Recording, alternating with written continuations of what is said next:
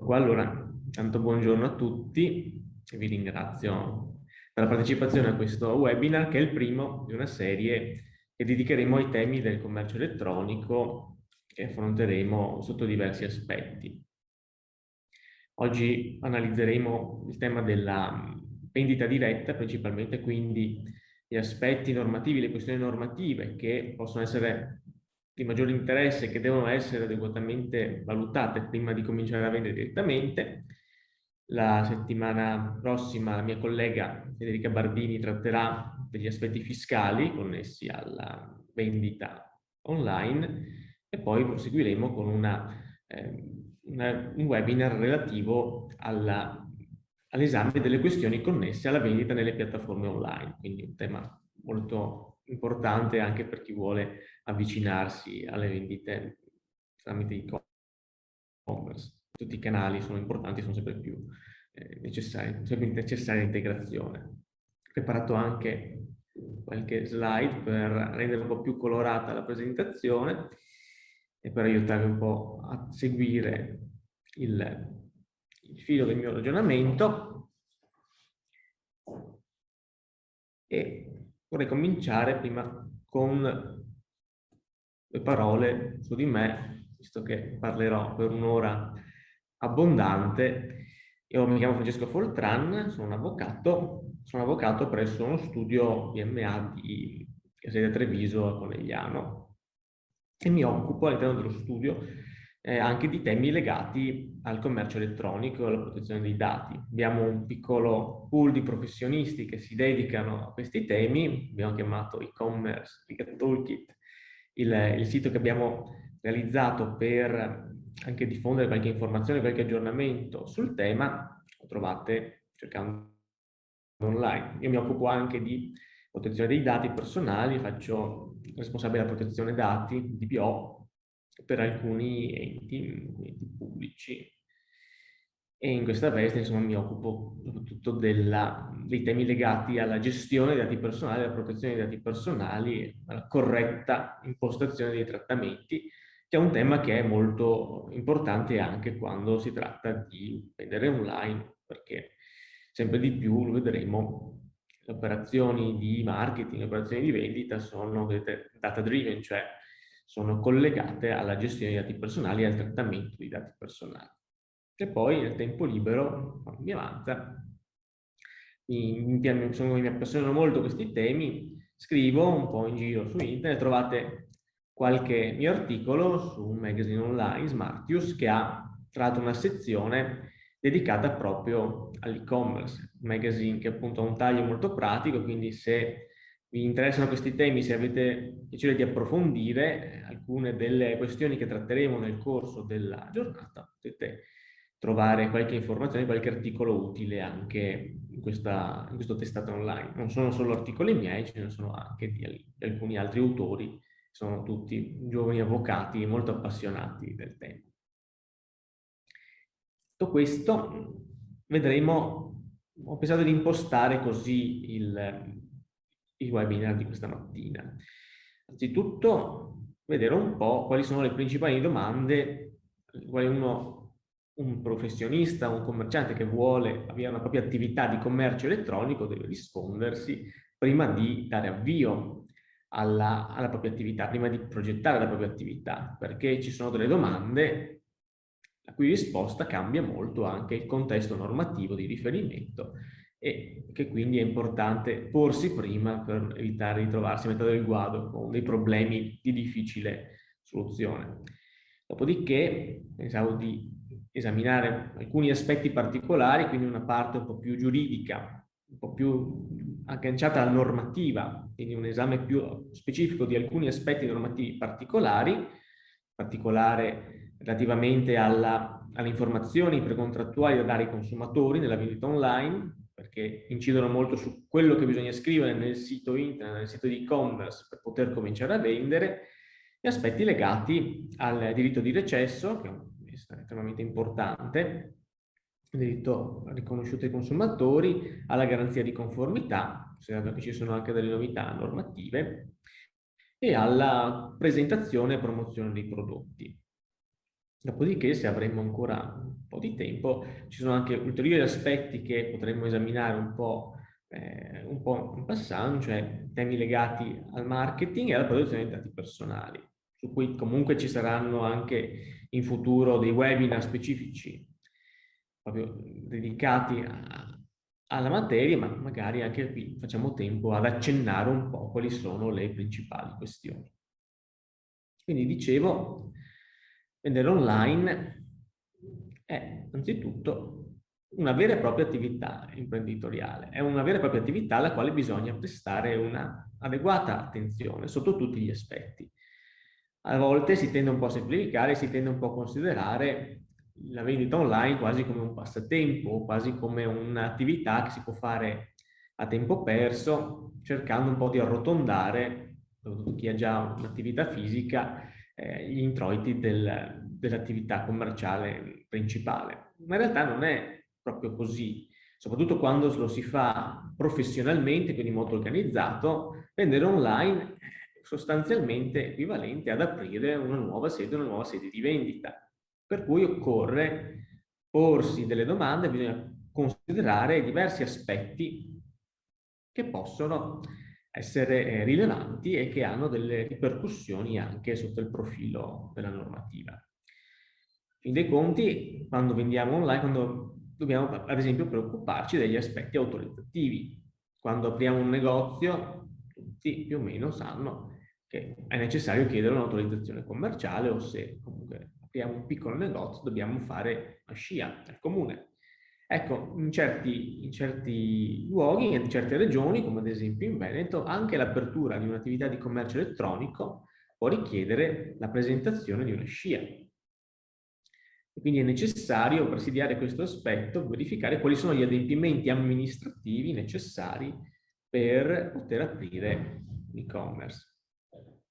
Dopodiché, quando abbiamo individuato nel quadro normativo, dobbiamo chiederci quali sono le regole che si applicano alla vendita dei prodotti che vogliamo vendere. No? Vogliamo aprire un e-commerce di alimenti, vogliamo aprire un e-commerce in cui vendiamo prodotti tipici, prodotti agroalimentari della zona. Vogliamo aprire e vendere il prosecco, dobbiamo chiederci, ma ci sono delle regole speciali sulla vendita di questi prodotti? La risposta molto spesso è sì.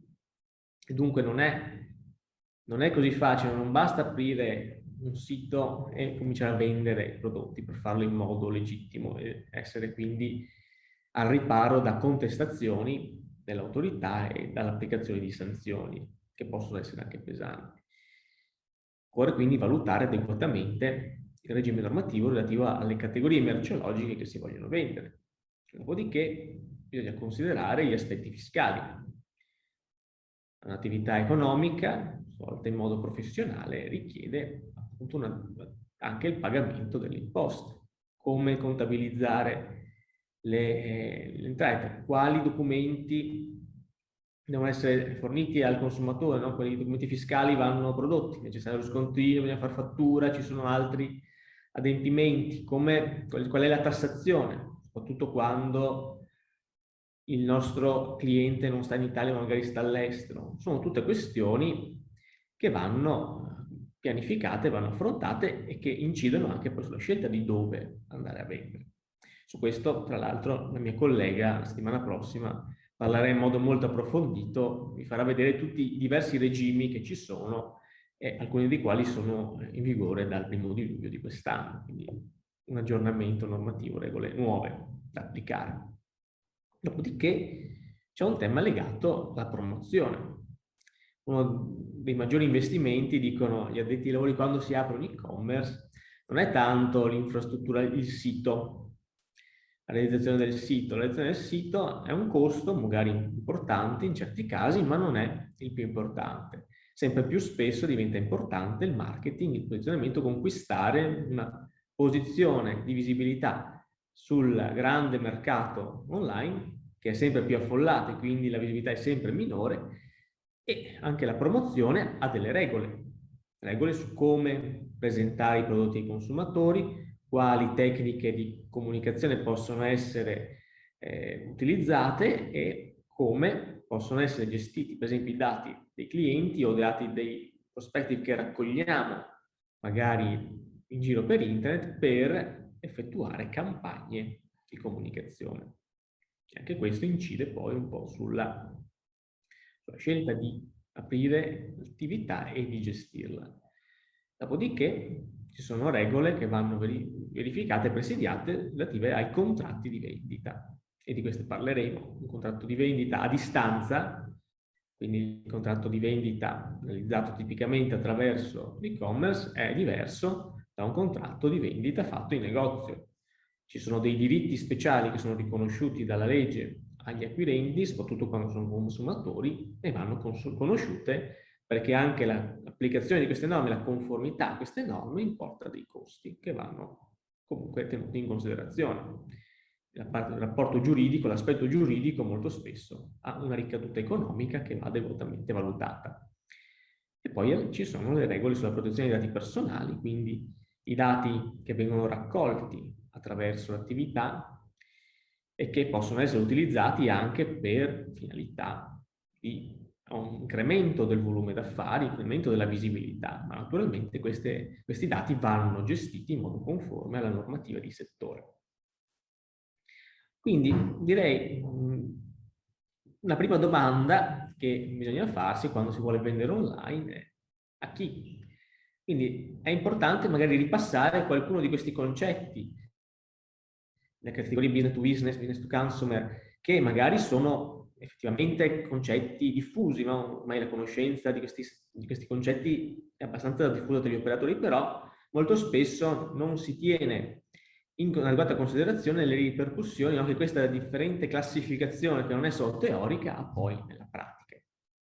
E allora si può scegliere, quando si vuole vendere a qualcuno, di dire: io mi concentro sul mercato dei professionisti, ho un prodotto che può avere un interesse per clienti professionali e quindi mi concentro su quel settore, e quindi avrò un e-commerce che è cosiddetto business to business, quindi prevede vendite tra persone, soggetti che possono essere professionisti, persone fisiche, possono essere società, possono essere enti di diversa natura, che sono però accomunati dal fatto che le transazioni economiche che concludono ineriscono all'esercizio di un'attività imprenditoriale, commerciale, oppure di un'arte, di una professione.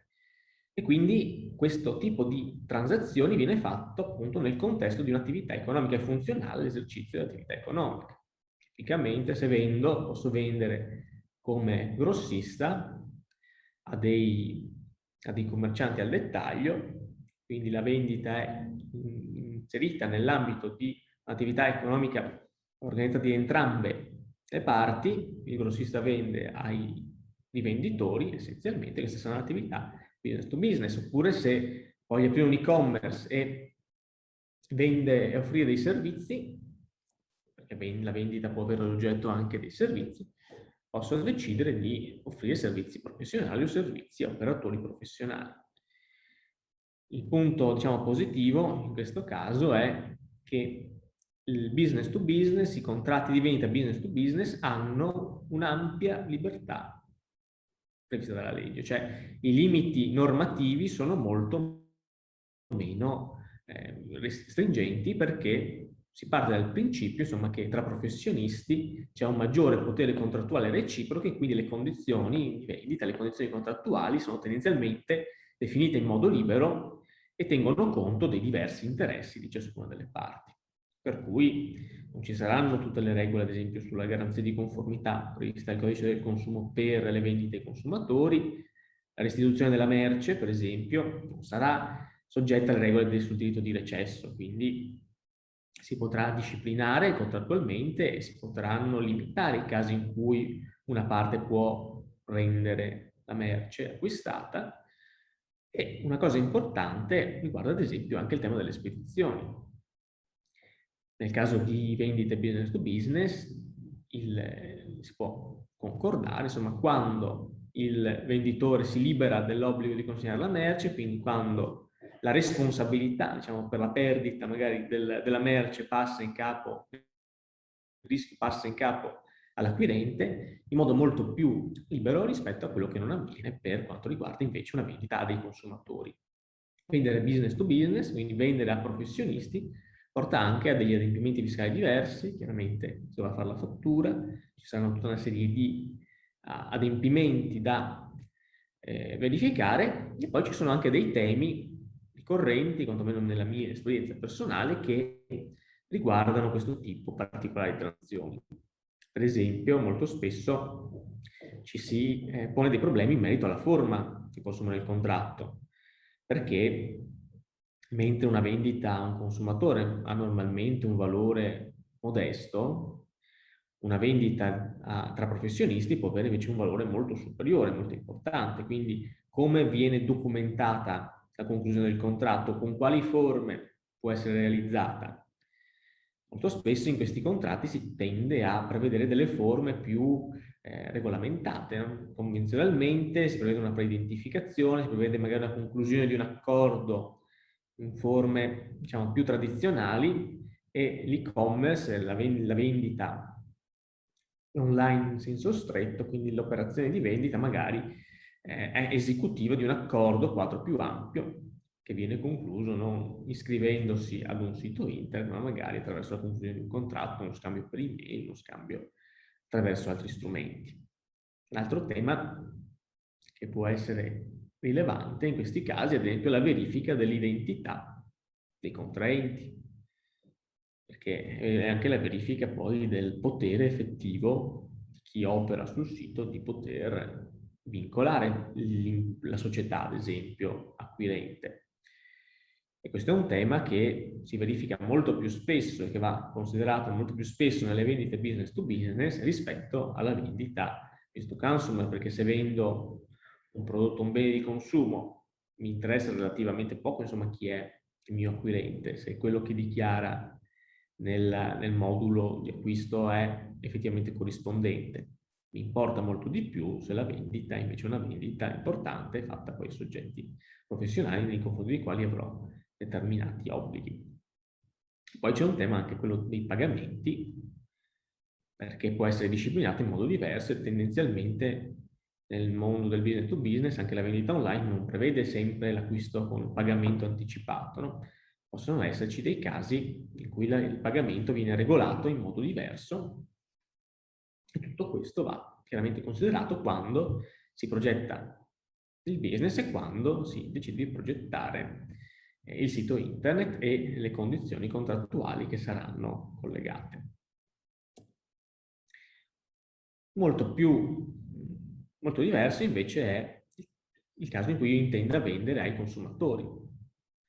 Tipicamente gran parte delle attività di e-commerce che nascono, anche se non sono quelle che hanno poi statisticamente il valore maggiore, sono attività che fanno vendita a consumatori. Quindi c'è un rapporto contrattuale che va da un professionista, come abbiamo definito poco fa, a un consumatore, che è una persona fisica che agisce appunto per scopi strani nella propria attività professionale. Siamo tutti noi, sostanzialmente, quando usciamo dal lavoro andiamo a fare gli acquisti per i beni che soddisfano le nostre necessità personali. E, come ben saprete, le vendite a distanza tra professionisti e consumatori hanno una disciplina particolare di derivazione europea che si trova nel codice del consumo, un decreto legislativo del 2005 che è stato poi successivamente numerose volte modificato e che contiene tutte le regole che i professionisti devono osservare quando intendono vendere a consumatori. È diviso in diversi capi, il codice del consumo. Alcune regole sono regole generali che si applicano a tutti i contratti di vendita in qualunque forma realizzati. Ce ne sono alcune specifiche che invece riguardano le vendite a distanza e le vendite online. Quindi è importante conoscerle perché appunto si applicano e se non lo si osservano, lo vedremo dopo, il rischio è che qualcuno bussi alla porta, un'autorità bussi alla porta e ci contesti la violazione di queste regole, dalle quali possono derivare anche delle sanzioni che non sono proprio trascurabili, specialmente per le attività più piccole. E poi accanto a queste categorie, che sono le categorie principali, si va affermando sempre di più un commercio che viene detto peer-to-peer, consumer to consumer, cioè un commercio, un'attività di vendita tra persone che non esercitano una vera e propria attività professionale. Fanno delle vendite in modo occasionale e sporadico in tutto il mondo, in tutte le piattaforme che nascono e che si diffondono sempre di più. Ormai, se vediamo anche in televisione, per esempio, no, sono sempre più frequenti le pubblicità di questo tipo di piattaforme, la vendita dei vestiti usati, la vendita di altri servizi o piccoli servizi, no, che possono essere offerti da persone che non sono professionisti, ed è un mondo un po' diverso in cui la normativa non è ancora particolarmente definita e si dubita che si possa applicare nel codice del consumo, in realtà, essendo i rapporti contrattuali che sorgono dei rapporti tra persone che non esercitano un'attività professionale, quindi non c'è un vero e proprio professionista che vende o che offre dei servizi. Quindi questa è la prima domanda che dobbiamo postarci. Naturalmente il mondo non è bianco e nero, ma può esserci anche una vendita mista, quindi si può dire il mio prodotto lo voglio vendere sia a professionisti sia a consumatori. In questo caso dovrò comunque prevedere magari dei regimi diversi, delle regole diverse per le vendite fatte a professionisti e le vendite fatte ai consumatori.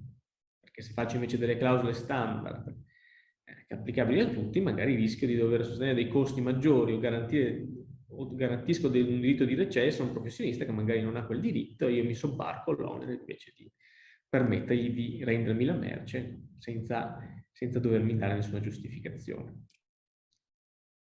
Un altro aspetto che a volte un po' si trascura, ma che va anche questo adeguatamente verificato prima di cominciare l'attività, è dove voglio vendere. Perché internet, chiaramente, la vendita online, permette ipoteticamente, permette in teoria di vendere in tutto il mondo. Però non sempre vendere in tutto il mondo è conveniente. Perché se io vendo in Italia, ho delle regole che conosco e ho degli adempimenti magari che sono in grado di prevedere e presidiare. Ma se vendo invece all'estero, ci sono degli aspetti che devo considerare, ad esempio il regime fiscale. Devo pagare l'IVA, dove la devo pagare, quanto devo pagarla, aspetti doganali. Se vendo al di fuori dell'Unione Europea, mi trovo a dover affrontare il tema di spedire all'estero, spedire fuori dall'Unione doganale, quindi adempimenti doganali da osservare. Se vendo, per esempio, alcune categorie di beni sottoposti ad accisa, il problema delle accise, e questo magari ce l'ho anche se vendo in Europa, aspetti regolamentari, cioè come le vendite sono disciplinate, se il bene che vendo in Italia, che posso legittimamente vendere in Italia, lo posso altrettanto legittimamente vendere in un altro paese, e il tema più pratico della gestione delle spedizioni, con le regole connesse, in tema di magari rischio, passaggio del rischio per la consegna, quindi quando effettivamente, fino a quando sono responsabile se il pacco si perde, e temi connessi, per esempio la gestione dei reclami, quale legge si applica, quali diritti devo assicurare all'acquirente, che ha un diritto di reso, e chi si sobbarca i costi di una restituzione del bene fatta magari da un paese molto distante, e anche il tema poi la risoluzione delle controversie. Se litigo col consumatore, magari questo consumatore mi fa causa, e è successo perché la giurisprudenza sul tema è molto ampia anche, e noi vediamo ad esempio che i consumatori magari sono disposti ad attivare giudizi anche molto poco come dire, importanti dal profilo economico davanti alle loro autorità di residenza. Lo possono fare, per esempio in base alla legge europea, ogni consumatore può fare causa al venditore davanti ai giudici del proprio paese di residenza, se il venditore ha rivolto i propri servizi, ha offerto i propri beni nel paese di residenza del consumatore, e magari ci troviamo a ricevere una citazione davanti a un giudice austriaco. Qui non conosciamo bene nemmeno le regole di funzionamento, non sappiamo qual è la domanda, quanto ci costerà costituirci. Sono tutti aspetti che vanno verificati e adeguatamente valutati proprio per scegliere se mi conviene o no offrire i miei beni, offrire i miei servizi anche in altri paesi e in quali. Questo naturalmente pone un problema anche di conformità ad altre regole. Per esempio, io potrei fare una scelta radicale e dire vendo solo in Italia o vendo solo in alcuni paesi. Come tecnicamente poi realizzo questa mia volontà, devo valutarlo, perché non posso, per esempio, semplicemente bloccare il mio sito, la mia interfaccia online, all'accesso da parte di altri utenti che stanno in altri stati membri dell'Unione Europea. Perché? Perché esiste un regolamento che è in vigore da un paio d'anni, il regolamento 2018-302, che vieta le pratiche di geoblocking, cioè vietano di discriminare in base a criteri di residenza, quindi criteri geografici, o discriminare anche in base a criteri, ad esempio, della provenienza dei mezzi di pagamento. Se ho un servizio di pagamento non posso rifiutare di ricevere transazioni da un utente che ha una carta di credito di un paese diverso, no? Da quelli in cui spedisco, perché magari potrebbe scegliere questo cliente di farsi spedire la merce in un paese in cui spedisco. Il caso tipico è un turista che sta in Italia, compra da voi, magari una carta di credito straniera, non posso rifiutare pagamento soltanto sul presupposto che la carta di credito non è una carta di credito italiana. Quindi anche questo è un aspetto da considerare, è un aspetto tecnico che però ha delle ripercussioni giuridiche che incidono su come realizzare il sito internet, come impostare le pratiche commerciali di vendita online. Lo dicevo prima, occorre anche chiederci poi cosa voglio vendere e se posso venderlo e in che modo devo venderlo. Per esempio, nella pratica mi è capitato insomma, di affrontare delle questioni legate ad alcune particolari categorie di beni e servizi che non sono così banali, no? Non è così semplice vendere online questo genere di beni o servizi. Per esempio gli alcolici. Ci sono moltissimi, soprattutto nella nostra zona, siti che vogliono vendere prosecco, vogliono vendere vino, ci sono i produttori, ci sono altri soggetti, possono venderlo liberamente, quali sono le condizioni? Per esempio, per la vendita di alcolici ci sarebbe un obbligo che è previsto da una legge, che è quello di verificare l'età dell'acquirente, perché è vietato nel nostro paese vendere alcolici ai minori di 18 anni. Come materialmente assicuro il rispetto di questa norma? Come faccio a verificare l'identità dell'acquirente? Questo molto spesso è un problema, è un grande problema ancora aperto. Non so se avete seguito altre questioni che sono poste, ad esempio nel caso di TikTok, no? La verifica dell'età dell'utente ancora oggi è un problema. Come faccio? Bisogna bilanciare perché ci sono aspetti legati ad esempio alla protezione dei dati personali, quali dati posso raccogliere per verificare questo requisito, e ci sono anche aspetti che mi fanno sempre notare coloro che poi realizzano i siti di e-commerce, che sono quelli relativi a non appesantire troppo l'esperienza di acquisto dell'utente, come dicono loro, cioè non posso rendere troppo macchinoso il processo di acquisto, non posso chiedere troppe informazioni o rendere troppo difficile arrivare alla fine del processo di vendita, perché altrimenti una buona parte degli utenti si stufa, abbandona il sito e quindi l'operatore perde la vendita. E quindi è sempre un bilanciamento non facile, occorre cercare il punto di equilibrio ottimale tra il rispetto della normativa e la funzionalità del sito e la linearità del processo di vendita. Ci sono regole specifiche, per esempio, sugli alimenti, appunto, delle informazioni, poi ve le indicherò anche, che devono essere previste nella scheda del prodotto quando lo offro in vendita. Quando vendo degli alimenti, e su questo torneremo, devo stare attento se voglio vendere alimenti che sono protetti da una denominazione di origine o magari che potrebbero avere degli elementi di interferenza con alimenti protetti da una denominazione di origine. Perché non posso, quando descrivo il prodotto, quando lo presento, lo pubblicizzo sul mio sito, confondere magari il cliente, il potenziale acquirente, sul fatto che questo alimento che vende, che magari non è un alimento DOP, ma è fatto magari nella stessa zona, possa essere comunque un alimento protetto e quindi dotato di questa denominazione d'origine. Ci sono regole poi particolari sulla vendita degli integratori alimentari, sulla vendita dei farmaci, e quindi ci sono soltanto alcuni soggetti che possono vendere online i farmaci.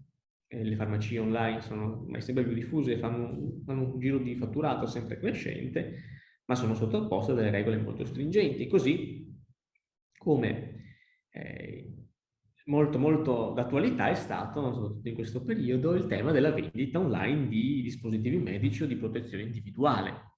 Quali condizioni, con che regole? A me è capitato di dover esaminare il tema delle regole applicabili alla vendita, per esempio, dei tamponi anti-Covid, quelli diciamo autodiagnostici, perché non tutti i kit venduti in realtà potrebbero essere venduti. Ci sono regole specifiche sui dispositivi medici e solo quelli classificati in un certo modo possono essere venduti liberamente online come dispositivi di autodiagnosi.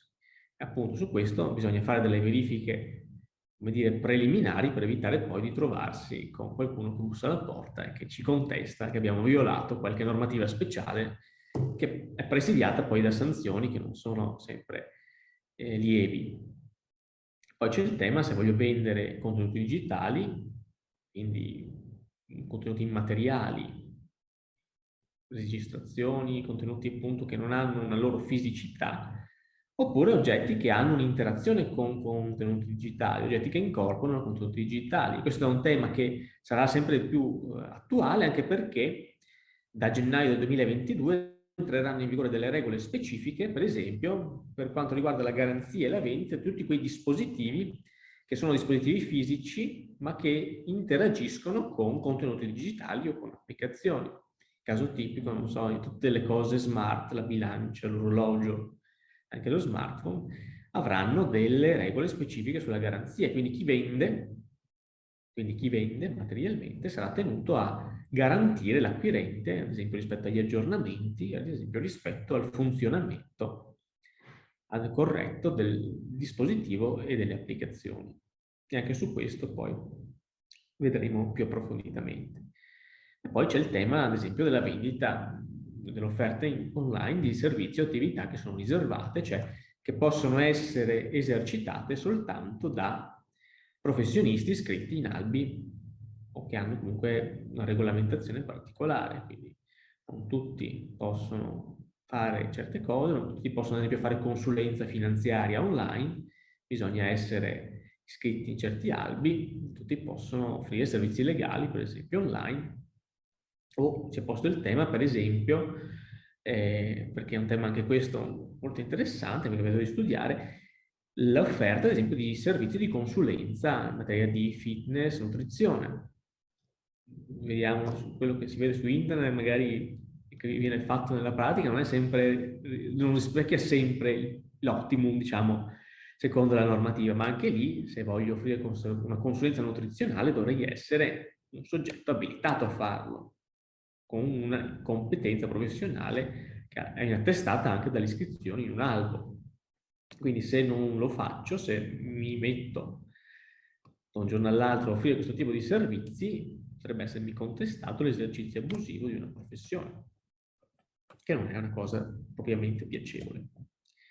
Quindi appunto, per concludere questa prima parte, quello che volevo far passare, il concetto che volevo far passare è che appunto la vendita online è un lavoro vero e proprio e va valutato e va gestito in modo serio e rigoroso. Quindi non è sempre vero che basta aprire il sito e basta buttarsi sul mercato e vendere online. Bisogna prima farsi delle domande, bisogna prima considerare molti aspetti, perché finché siamo sotto la soglia di visibilità, magari anche delle autorità, magari della gran parte dei consumatori, nessuno davvero ci fa dei problemi. Siamo piccoli e siamo come dire, irrilevanti. Però è anche vero che se siamo piccoli e siamo rilevanti, cosa stiamo a fare su internet a vendere? No, il nostro obiettivo in realtà è quello di avere un e-commerce che abbia un suo successo, abbia una sua visibilità. E dalla visibilità, con la visibilità chiaramente derivano anche questi aspetti, questi problemi. Diventa molto più facile che qualcuno si accorga del fatto che non siamo completamente, come dire, conformi alla normativa e che quindi arrivi una segnalazione, arrivi un'ispezione, arrivi una verifica da parte delle autorità. E se arriva, ci sono diversi problemi, un rischio di prendersi una sanzione, ma anche un connesso danno di immagine.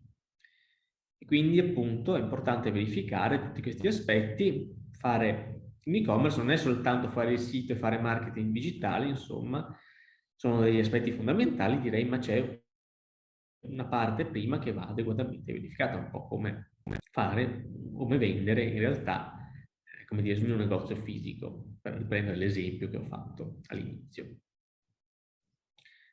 E quindi è importante conoscere tutte le regole, è importante anche applicarle e quindi gestire la propria attività in modo conforme a queste regole.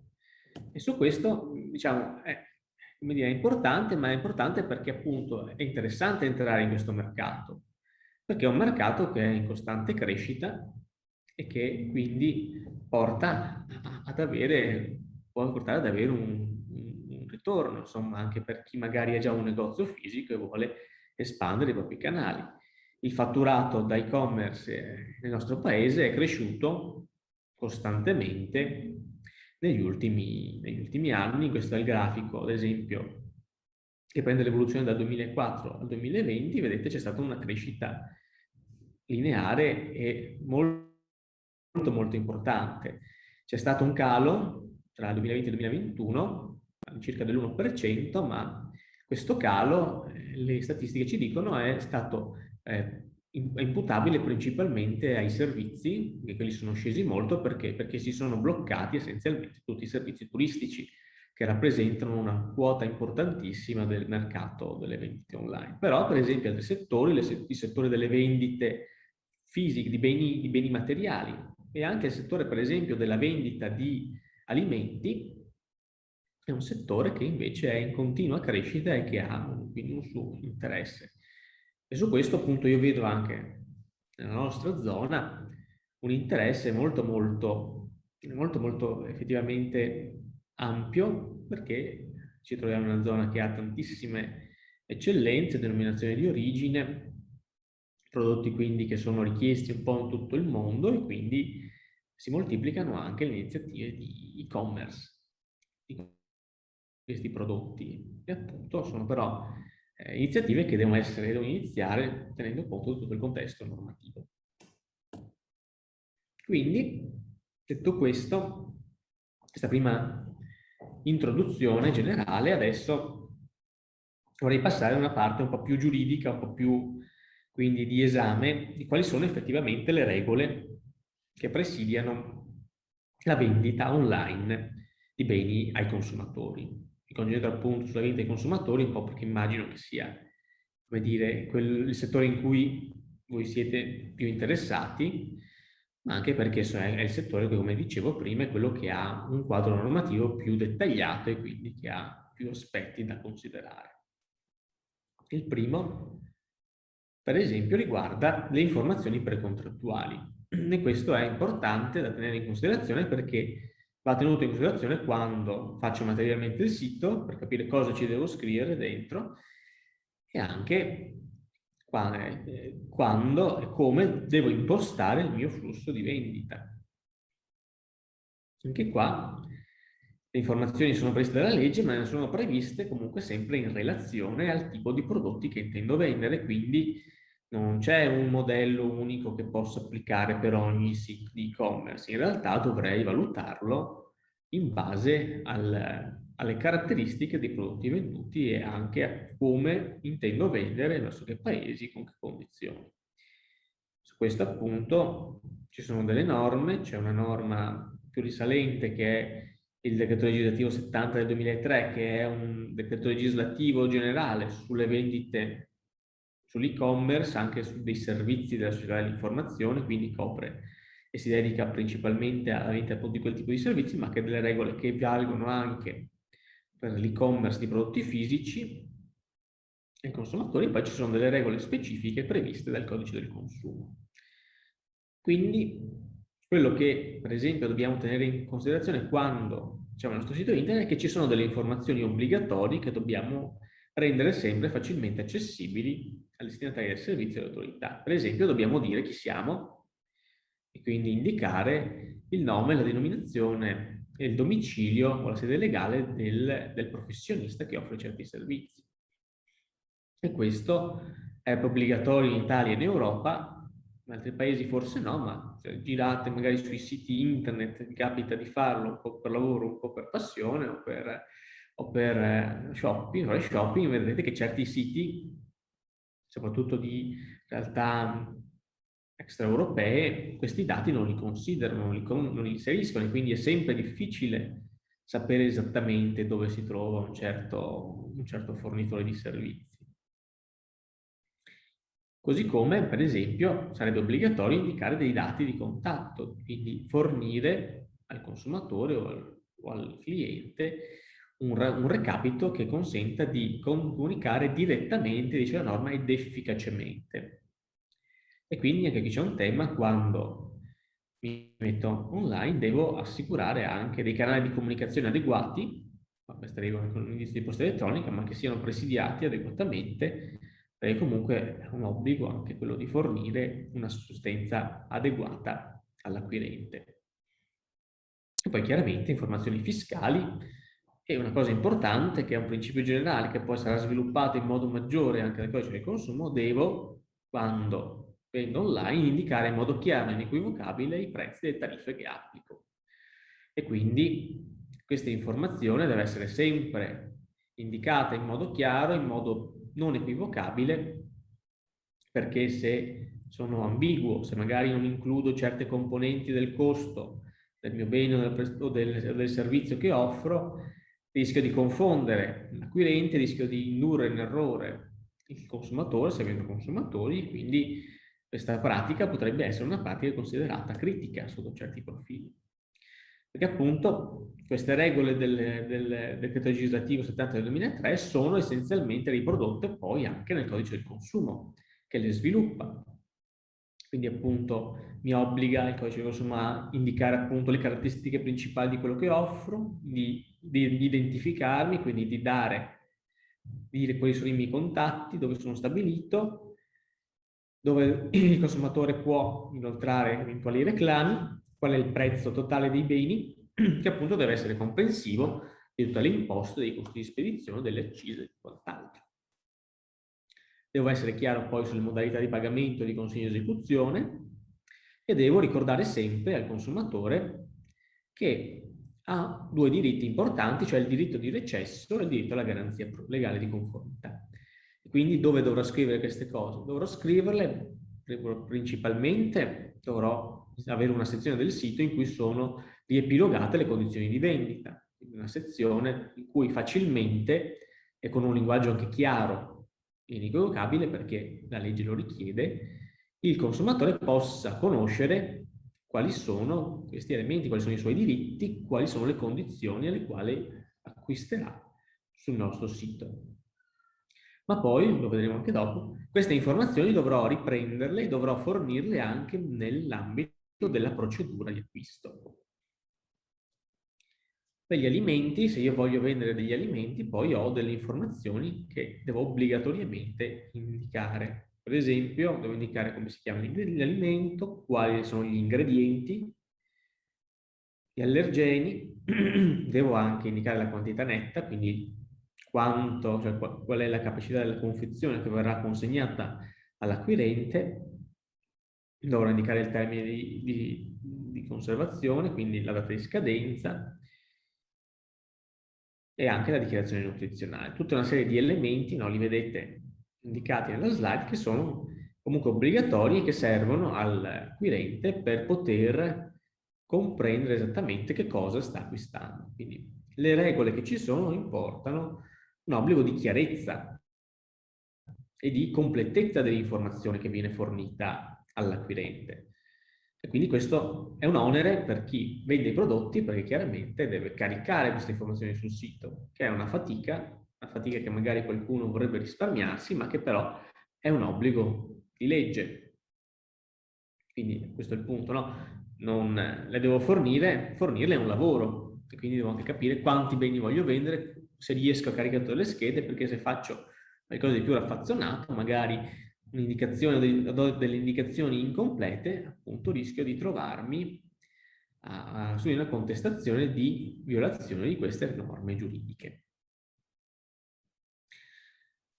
Oltretutto, appunto, per esempio il codice del consumo prevede una norma ulteriore che dice che al più tardi dall'inizio del processo di vendita, di ordinazione, devo indicare se si applicano delle istruzioni relative alla consegna, cioè dove, in che modo posso consegnare, offro i miei beni, no? Come saranno consegnati, quali mezzi di pagamento sono accettati.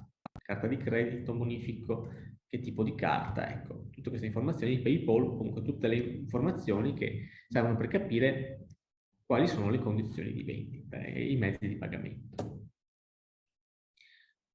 Un altro aspetto che va considerato sull'imposizione del flusso di vendita è che c'è una norma specifica che si trova sia nel decreto legislativo 70 del 2003 che nel codice del consumo, che obbliga il professionista a impostare il proprio processo di vendita in modo tale che ci sia un punto in cui il consumatore deve confermare che intende inoltrare l'ordine e che l'accettazione, quindi la pressione di quel pulsante importa, che si invia l'ordine e l'ordine importa l'obbligo di pagare. Questa può essere una cosa scontata perché più o meno tutti i siti di e-commerce, anche tutti gli strumenti che vengono utilizzati per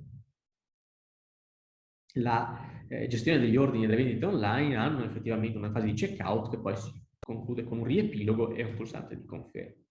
Ma è interessante sapere che questa impostazione non è un'impostazione, come dire, convenzionale o che è libera, è una scelta libera da parte di chi ha gestito e ha creato questi sistemi, ma risponde anche a un obbligo normativo. Quindi io dovrò assicurarmi comunque che le informazioni, come funziona il pulsante, la cosa che c'è scritto sul pulsante sia effettivamente in grado di dare consapevolezza al consumatore del fatto che l'ordine, premendo quel pulsante, è inoltrato e da quel momento il consumatore avrà l'obbligo di pagare. Quindi appunto acquista ora, paga adesso, conferma l'ordine, possono essere effettivamente delle edizioni valide, ma se io magari penso di impostare il mio processo di checkout, no, avanti, avanti, avanti, fine, e il fine magari non è sufficientemente chiaro, il consumatore potrà trovarsi a confermare un ordine senza averne avuto la consapevolezza, no? Premere il pulsante senza essere stato consapevole del fatto che effettivamente avrebbe avuto un ordine di pagare. In realtà non è una cosa così infrequente, no? Ci sono alcuni operatori, magari meno scrupoli, che lo fanno, lo si faceva anni fa, per esempio anche per quanto riguarda i servizi, gli abbonamenti a valore aggiunto, no? A tariffa, quelli che poi prevedevano gli addebiti sul cellulare, no? Per cui c'erano questi flussi, no, impostati apposta, no, per portare il consumatore a premere in modo, come dire, veloce su un certo pulsante che a un certo momento diventava conferma, abbonati, e in qualche modo si creavano, si rendeva, si sottoscriveva un abbonamento, faceva sottoscrivere al consumatore un abbonamento senza dargli effettivamente consapevolezza che si stava vincolando a pagare delle somme. Una volta che viene confermato l'ordine, ecco che ancora una volta la norma dice il venditore deve, senza giustificato ritardo per via telematica, fornire una ricevuta al destinatario contenente un riepilogo delle condizioni generali e particolari applicabili al contratto. Questo è importante perché questa norma del codice del decreto legislativo 70/2003 è riprodotta anche nel codice del consumo, che dice che il professionista fornisce al consumatore la conferma del contratto concluso sul mezzo durevole entro un termine ragionevole dopo la conclusione del contratto a distanza al più tardi al momento della consegna dei beni. E dice anche che questa conferma d'ordine deve contenere tutte le informazioni di quell'articolo 49,1, no? Quello che abbiamo visto prima sulle informazioni minime da offrire al consumatore. E ci dice che deve essere dato però su un mezzo durevole. Questo è un tema importante, perché è vero che tutte più o meno le piattaforme e gli strumenti di vendita online prevedono l'invio automatico di una conferma d'ordine per email, ma non tutte sono effettivamente di base conformi a questa norma, perché magari il riepilogo riguarda soltanto gli oggetti ordinati, quindi hai ordinato, confermo l'ordine, questi articoli a questo prezzo, grazie per la fiducia, ecco il tracking code per seguire la spedizione, saluti, iscriviti alla newsletter eventualmente, ma non tutti hanno l'indicazione appunto delle informazioni, delle condizioni indicate nell'articolo 49,1, quindi ad esempio le informazioni sul diritto di recesso, le informazioni sulla garanzia condizionale. E la norma è chiara e dice che queste informazioni devono essere offerte su un mezzo durevole, quindi non è sufficiente che queste informazioni siano offerte sul sito internet, perché il sito internet essenzialmente è una pagina che il professionista può modificare quando vuole e quindi il consumatore non può controllare il contenuto e non può controllare qual era il contenuto al momento della conclusione del contratto, a meno che non sia lui che si stampa le condizioni prima di ordinare, ma deve anche provare poi che siano quelle effettivamente vigenti, no? Nel momento dell'inoltro del contratto. E quindi sarebbe obbligatorio, ma non tutti lo fanno.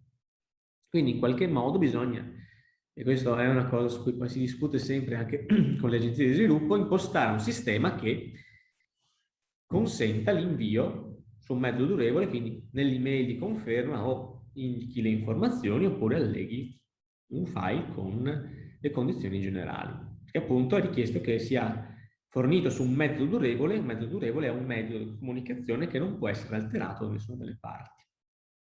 La mail tipicamente può soddisfare questo requisito. Una volta quindi che abbiamo fornito tutte queste informazioni, che abbiamo confermato l'ordine, abbiamo spedito, sapete che esiste un diritto che si chiama diritto di recesso o di ripensamento, che è riconosciuto dalla legge al consumatore. Il diritto di recesso è appunto disciplinato da questi articoli che ho indicato nella slide, il codice del consumo, ed è appunto il diritto del consumatore di decedere dal contratto senza fornire alcuna motivazione restituendo la merce. Quindi c'è un'assoluta libertà per il consumatore di prendere la merce che ha ricevuto e rispedirla indietro senza fornire nessuna motivazione o giustificazione al venditore. E sottolineo questo aspetto, sottolineo che appunto il diritto è un diritto che è esercitabile entro 14 giorni dalla consegna della merce, cioè quando il consumatore ha materialmente la disponibilità del bene, e questi 14 giorni, che possono essere magari anche aumentati convenzionalmente certe piattaforme per fornire una maggiore sicurezza al consumatore, magari estendono il periodo di recesso oltre i 14 giorni, lo fanno liberamente. È possibile farlo, non è possibile scendere sotto i 14 giorni, ma si può andare oltre. E soprattutto questi 14 giorni sono 14 giorni se il professionista ha fornito sempre e quindi ha rispettato tutte le regole sulle informazioni precontrattuali e ha inviato una conferma d'ordine adeguata al consumatore, perché altrimenti il rischio è che se il professionista non ha informato il consumatore, la sanzione prevista dal codice del consumo è che il periodo di recesso è aumentato di un anno e quindi avrà più tempo il consumatore per restituire il bene. Un'altra cosa che magari non si conosce sempre, e questo anche perché magari si va per emulazione di servizi più famosi, blasonati, è che il costo della restituzione è a carico del consumatore, in base al codice del consumo. Quindi è vero che ha un diritto di restituire senza fornire giustificazioni la merce, ma il costo, quindi tutti gli oneri connessi, no, alla restituzione, va in posta, chiama il corriere, paga la spedizione, ecco, sono a carico del consumatore. Questo a volte può essere anche uno strumento che il professionista ha un po' per dissuadere il consumatore, che magari non vuole sobbarcarsi un costo di restituzione che magari supera il valore della merce. Ok, ci si avvicina. E quando però il professionista, quando però il consumatore ha esercitato il diritto di recesso, il professionista deve restituire tutto il prezzo pagato, comprensivo della spedizione, entro i 14 giorni successivi. Quindi entro i 14 giorni dalla comunicazione di recesso deve il professionista restituire il prezzo pagato. Anche qui in realtà esiste una norma di tutela che prevede che in realtà il professionista possa trattenere il rimborso, quindi possa non erogare, no, la somma pagata dal proprio consumatore finché non abbia ricevuto i beni, quindi verificare, no, che effettivamente gli tornino indietro i beni, il consumatore restituisca, oppure finché il consumatore non abbia dimostrato di averli rispediti. E dice la legge secondo la quale il circuito di produzione si verifichi per primo. Quindi se il consumatore mi dimostra in modo adeguato che ha spedito i beni, che effettivamente mi ha spedito l'oggetto, ecco allora che io sarò comunque tenuto entro i 14 giorni a restituire anche il prezzo. Un'altra cosa che a volte ci si chiede, a volte si scrive sulle condizioni generali, ma sbagliando, si dice il diritto di recesso potrà essere esercitato solo se la merce è imballata ed integra, cioè solo sostanzialmente se il consumatore non ha aperto il bene o non lo ha toccato dopo averlo ricevuto. In realtà questo non è vero, ovvero il professionista in questi casi tende a informare in modo un po' forse ingannevole il consumatore della portata del suo diritto, perché in realtà il diritto di recesso prevederebbe, per come è configurato, anche la possibilità di restituire un bene anche se il consumatore l'ha usato. Dice la norma, il consumatore infatti è responsabile unicamente della diminuzione del valore dei beni risultanti da una manipolazione dei beni diversa da quella necessaria per stabilire la natura, le caratteristiche e il funzionamento dei beni. E il consumatore non è comunque responsabile per la diminuzione del valore se il professionista ha omesso di informare il consumatore sul suo diritto di recesso. Quindi, in realtà, se noi leggiamo questa norma, ci dà due informazioni. Cioè, la prima è che il consumatore può aprire la confezione, può disimballare il bene e verificarne quali sono la natura, le caratteristiche e il funzionamento. Quindi lo posso aprire, posso togliere, no, tutti i vari sacchettini, le cose che ho ricevuto, posso attaccare alla corrente, farla funzionare per capire se la cosa funziona, che caratteristiche ha, se mi piace, se effettivamente corrisponde alla descrizione che mi aveva fatto il professionista. E quindi in questo caso la restituzione del prezzo sarà totale, integra, ma dice anche appunto che il consumatore è responsabile della diminuzione del valore dei beni risultante da una manipolazione diversa da quella necessaria per queste finalità. Quindi vuol dire che anche se il consumatore ha preso, non so, un paio di scarpe e le ha indossate e ci ha fatto una passeggiata, in realtà me la può restituire, sarà responsabile eventualmente della diminuzione del valore dei beni. Quindi io potrò chiedergli di darmi, potrò dire non ti restituisco l'intero prezzo perché mi hai sostanzialmente con questo uso deprezzato il valore del bene. Ma questo non significa che il consumatore non possa esercitare il diritto di recesso, con tutte le conseguenze poi che ne derivano. Un'altra cosa interessante da tenere a mente è che appunto il diritto di recesso non è assoluto, ma quindi non riguarda tutti i beni venduti a distanza, ma ci sono dei casi in cui il diritto di recesso può essere rifiutato perché appunto non è previsto dalla legge. E in questi casi vi ho riportato casi indicati dalla norma, in particolare ci sono alcuni aspetti, alcuni casi che sono di particolare interesse che più spesso mi è capitato di verificare nella pratica. Per esempio, il caso della fornitura di beni confezionati su misura o chiaramente personalizzati, oppure il caso di beni che rischiano di deteriorarsi e scadere rapidamente, o beni sigillati, si dice, che non si prestano a essere restituiti per motivi igienici connessi alla protezione della salute sono stati aperti dopo la consegna, perché sono un po' i casi principali a cui i professionisti si aggrappano per cercare di escludere il diritto di recesso, ma questi casi non sono manipolabili troppo, no? Ci sono comunque dei limiti ben definiti che devono essere rispettati e se si invocano queste cause di esclusione del diritto di recesso in modo ingannevole per il consumatore, incorriamo in una pratica commerciale scorretta. Infatti, come dire, i limiti relativi a queste cause di esclusione del diritto di recesso non li desumiamo anche dalla prassi, dai provvedimenti dell'autorità garante per la concorrenza e il mercato, che hanno deciso dei reclami fatti da consumatori proprio in relazione a queste esclusioni dei diritti di recesso, e anche dalla giurisprudenza della Corte di Giustizia dell'Unione Europea, per esempio, che è stata coinvolta in questi casi. Per esempio, in tema di beni personalizzati, si dice che questi beni sono personalizzati, quindi è escluso il diritto di recesso quando si tratta di beni che sono realizzati su una specifica indicazione del cliente, quindi sono appunto su misura o chiaramente personalizzati. E quindi, per esempio, si è posto il caso di quei prodotti che vengono offerti, in cui si prevede una sorta di personalizzazione, no? Ci sono diversi siti magari che offrono la vendita di prodotti, per esempio recentemente ho rimasto il caso dei mobili, dei divani, e magari è previsto un configuratore che mi lascia scegliere la tappezzeria, mi lascia scegliere gli accessori, se voglio lo schienale elettrico, se voglio il massaggiante, se voglio che colore, non so, voglio i profili. Ecco, ci si chiede, ma in questi casi è escluso il diritto di recesso, il bene è un bene personalizzato, fatto su misura?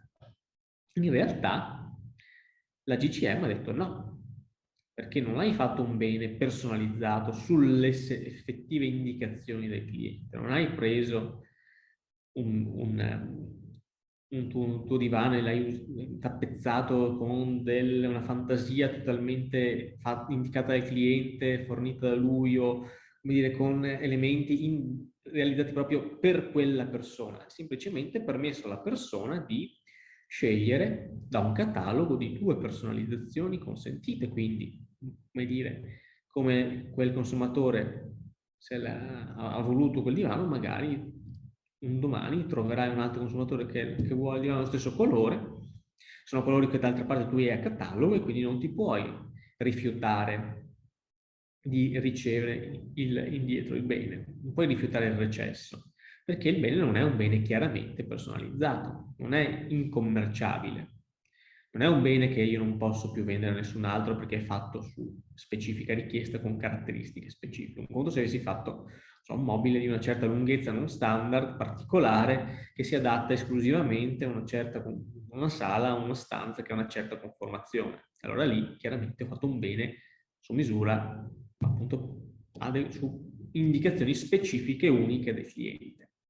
Se invece sto offrendo delle personalizzazioni, anche se sono tante personalizzazioni, anche se ipoteticamente le combinazioni sono infinite e io farò fatica a trovare magari un'altra persona che vuole la stessa combinazione, però non sto vendendo un bene effettivamente su misura e quindi non posso rifiutare il recesso. E quindi questo è anche un altro aspetto che devo considerare quando mi metto in testa di vendere beni con queste caratteristiche, con queste possibilità di personalizzazione.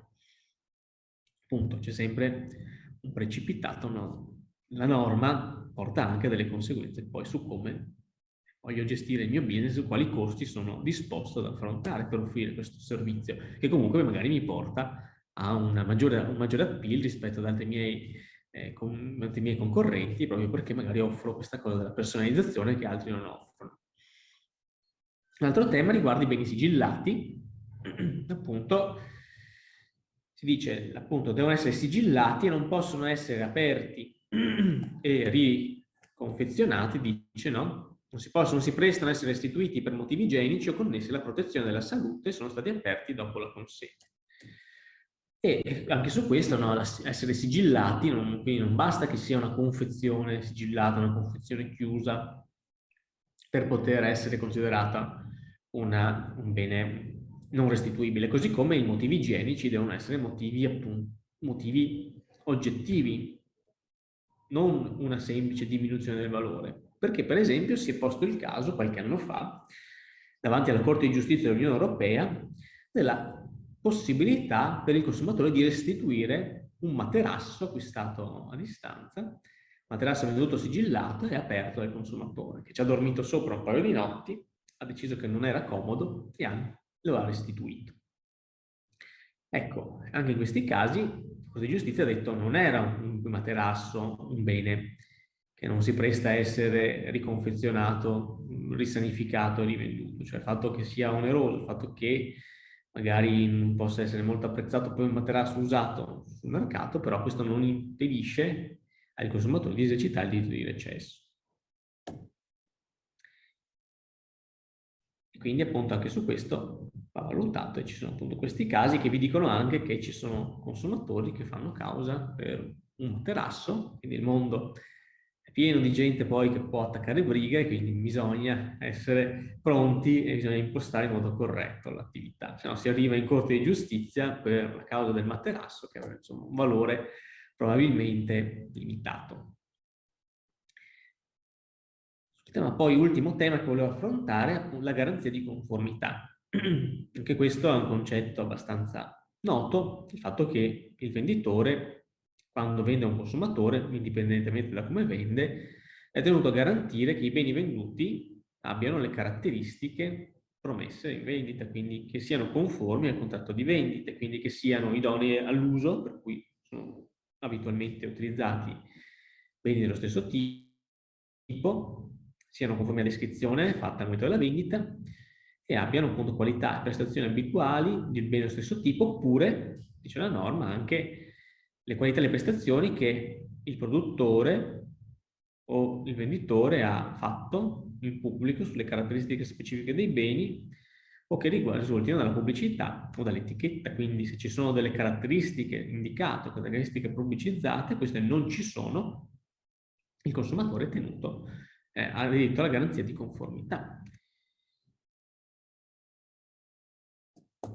La garanzia, appunto, sapete, ha una durata di 2 anni dalla consegna e però c'è un termine di decadenza, cioè il consumatore dovrebbe segnalare il difetto entro 6 mesi dalla scoperta. Poi si presume chiaramente che entro 6 mesi il difetto fosse esistente alla data di consegna. Il consumatore in questi casi può chiedere a sua scelta la riparazione o la sostituzione del bene, quindi la riparazione a carico del venditore o la sostituzione del bene. Sottolineo sempre a carico del venditore perché il rapporto è un rapporto tra professionista, venditore e consumatore.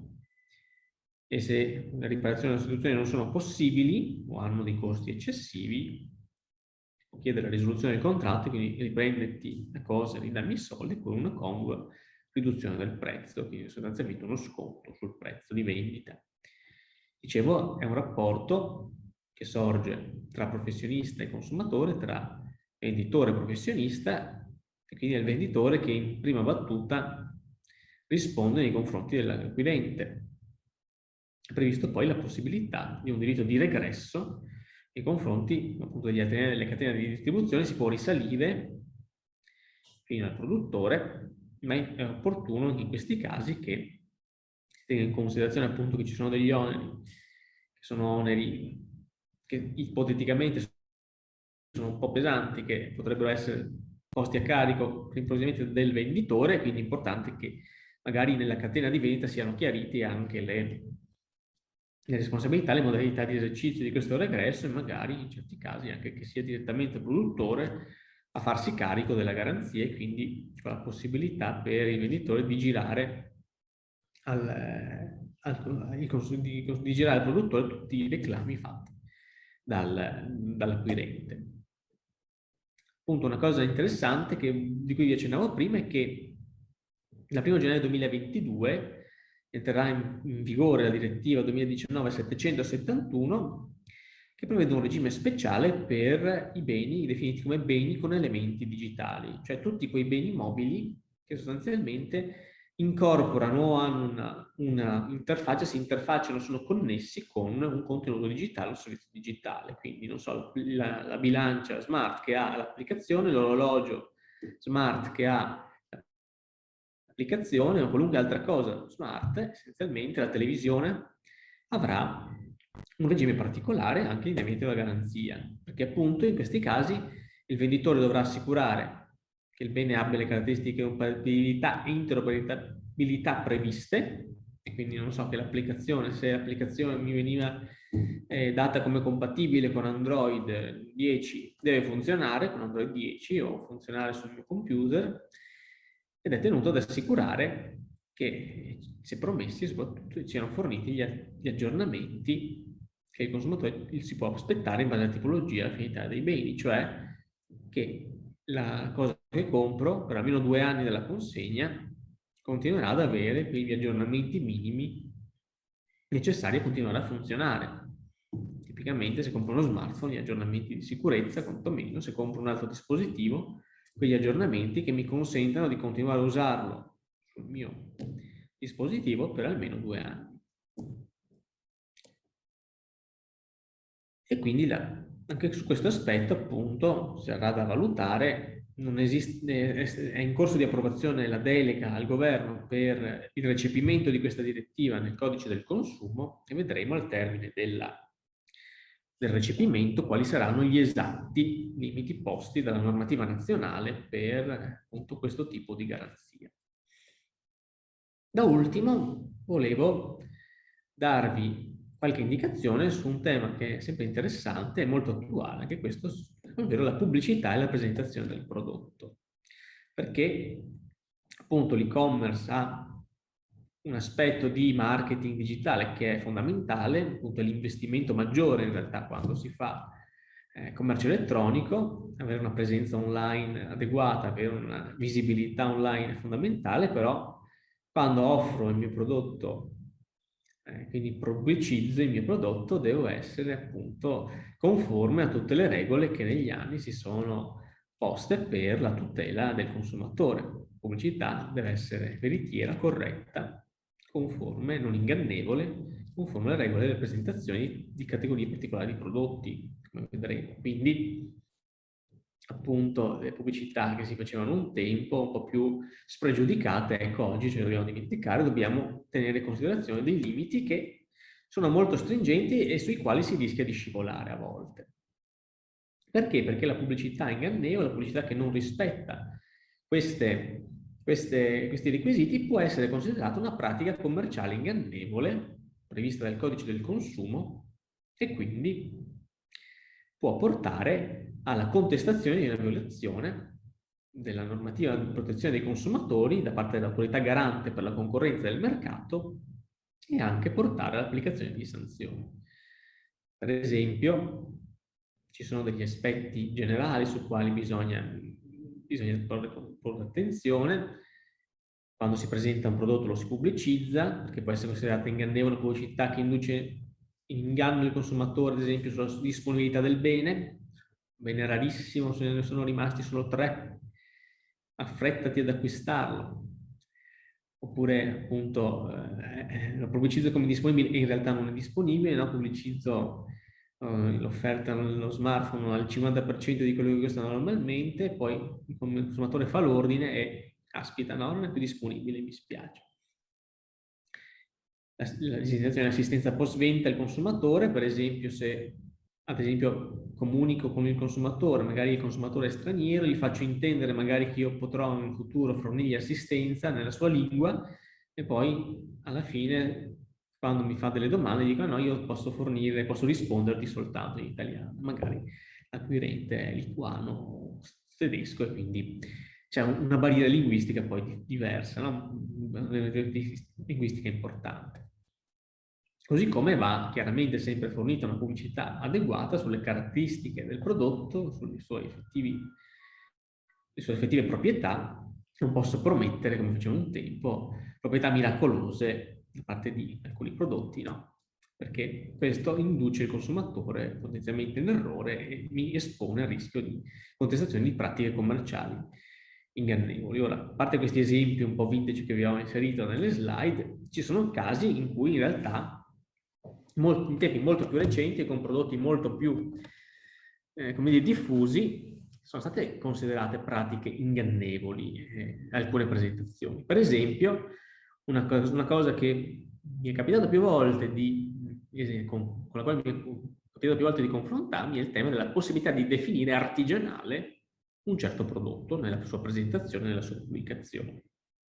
Posso presentare un prodotto come artigianale soltanto se il prodotto è effettivamente realizzato con un metodo che sia in qualche modo collegato a un quesito di artigianalità, cioè nel quale l'elemento umano, l'intervento dell'uomo sia essenzialmente, sia effettivo, essenziale.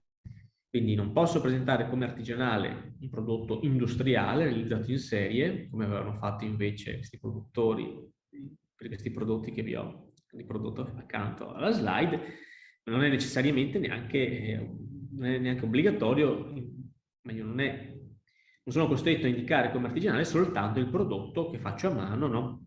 Prodotto fatto come dire, in modo interamente a mano, con quantitativi limitati, senza sostanzialmente un artigianato artistico. No? L'artigianale, il concetto di artigianale può comprendere anche l'uso di macchinari, quindi un bene prodotto anche attraverso l'uso di strumenti, di macchinari, di piccole forme di serializzazione di alcuni passaggi, ma queste operazioni non devono essere totali, quindi deve esserci sempre una presenza effettiva di un'attività umana nella realizzazione del bene. L'apporto umano deve comunque essere significativo.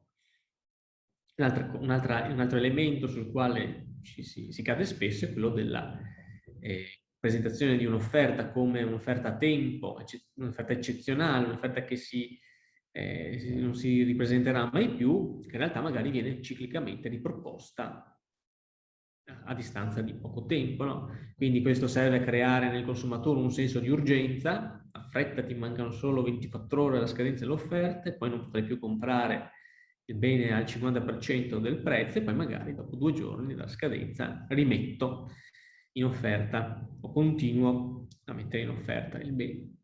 Non vi ho fatto l'esempio di quali sono i casi in cui stati più sanzionati dall'autorità garante di concorrenza del mercato, ma vi dico che nella vendita di divani, di poltrone e di sofà, no, ci sono stati diversi provvedimenti che hanno irrogato le sanzioni proprio considerando come ingannevole questa pratica, questa pubblicitaria. Ma su questo aspetto in realtà possono cadere tutti, perché è essenzialmente connesso a come imposto le mie campagne promozionali, come imposto le mie pubblicità online.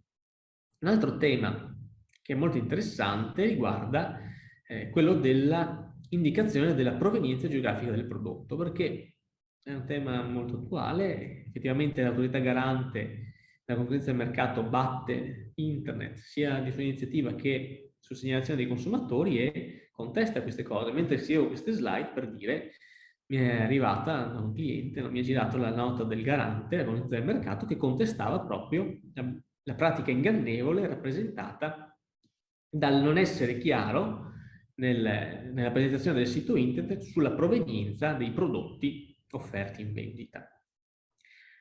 Nel caso appunto questo cliente, insomma, aveva in vendita sia prodotti italiani che prodotti all'estero, quindi prodotti in Italia, prodotti importati.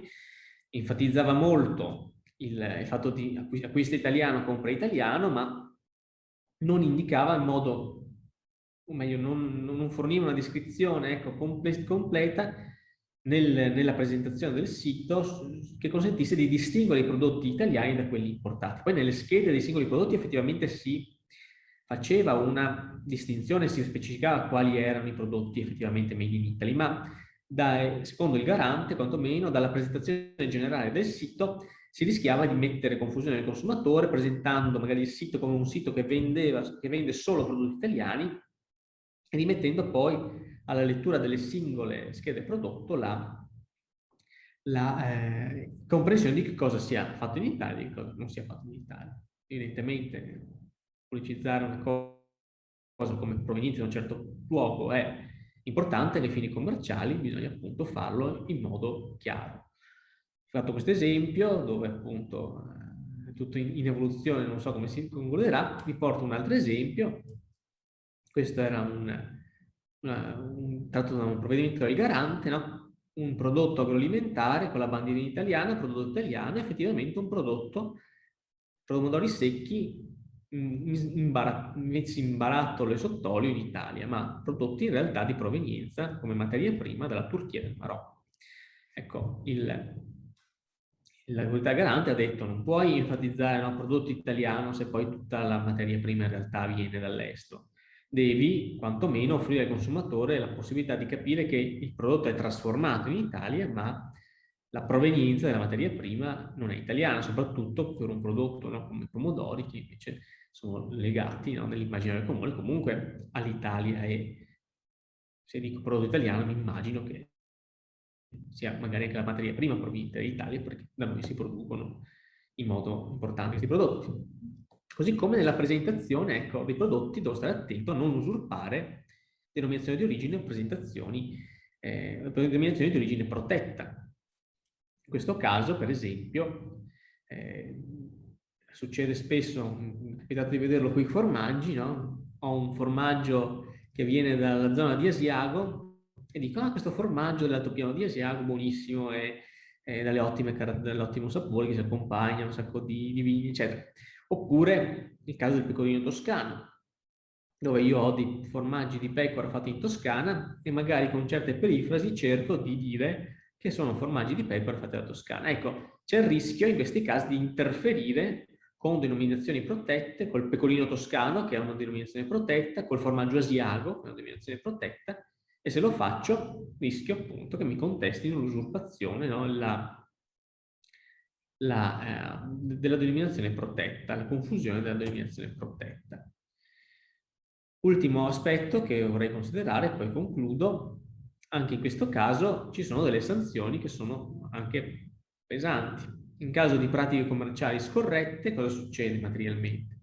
Che l'autorità garante avvia il procedimento, manda una lettera di contestazione e vi dice guarda che secondo me stai facendo una pratica commerciale scorretta per questi motivi e quindi vedi un po' cosa vuoi fare. Se mi dimostri che rimedi a queste criticità e mi fai una relazione, io posso anche dire che mi basta così e non vado avanti, e quindi decide di archiviare il procedimento, oppure può decidere di andare avanti, soprattutto se il professionista non si conforma alle indicazioni del garante. E se non lo fa, il procedimento va in una fase istruttoria, va discusso dall'autorità che può irrogare una sanzione che può arrivare fino a 5 milioni di euro, da 5.000 a 5 milioni di euro.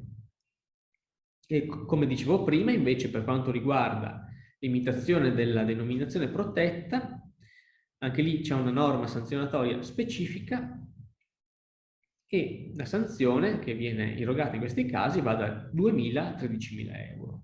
E in questi casi cosa succede? Succede che banalmente il NAS o il Ministero delle Politiche Agricole, che ha degli ispettorati delle repressioni di frodi, vanno in giro per internet, guardano, ho visto fare davvero, guardano i siti internet e dicono, oh, guarda questa latteria, questo negozio di formaggi, sta descrivendo i prodotti e crea confusione con la denominazione pecorino toscano.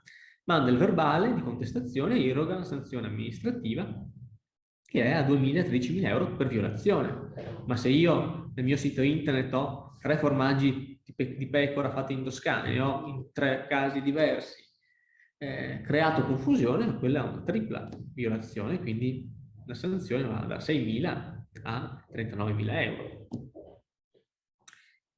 Quindi tutto questo per dire, anche questi aspetti sembrano banali, ma non lo sono, perché capitano anche a come dire, realtà piccole che si avvicinano al mondo dell'e-commerce, magari non del tutto consapevolmente, e che però poi si trovano a dover affrontare queste spese, queste sanzioni che non sono di poco conto, e quindi magari quello che ho ricavato negli anni me lo vado a mangiare perché mi arriva l'ispettorato che mi fa la sanzione. Quindi appunto questo rafforza il concetto che avevo espresso all'inizio, cioè vendere online è un lavoro vero, bisogna tenere adeguatamente conto di tutta la normativa che lo presidia, perché appunto non è soltanto un problema di conformità, di come faccio il sito, ma è un problema proprio di rispetto di norme sostanziali che poi sono verificate dalle autorità con anche poi repressioni pesanti. Detto questo, visto che ho esaurito il tempo, gli aspetti diciamo di anticipazione non li affronto, anticipazione dei prossimi webinar, poi appunto magari è anche un motivo in più per iscrivervi ai prossimi.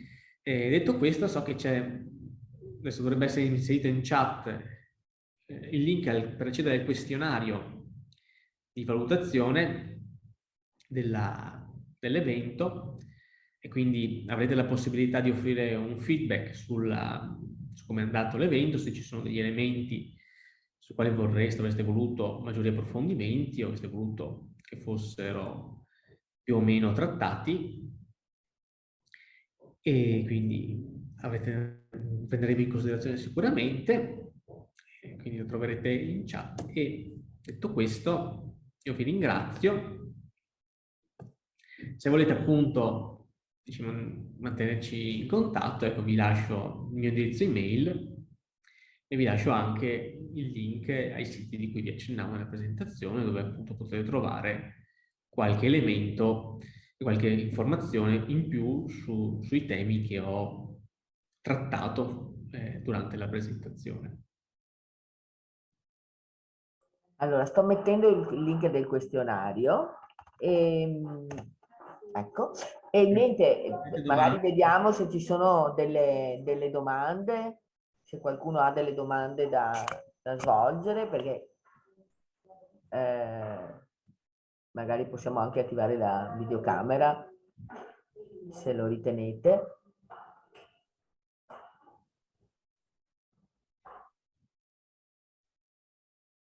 No, mi pare che non ci siano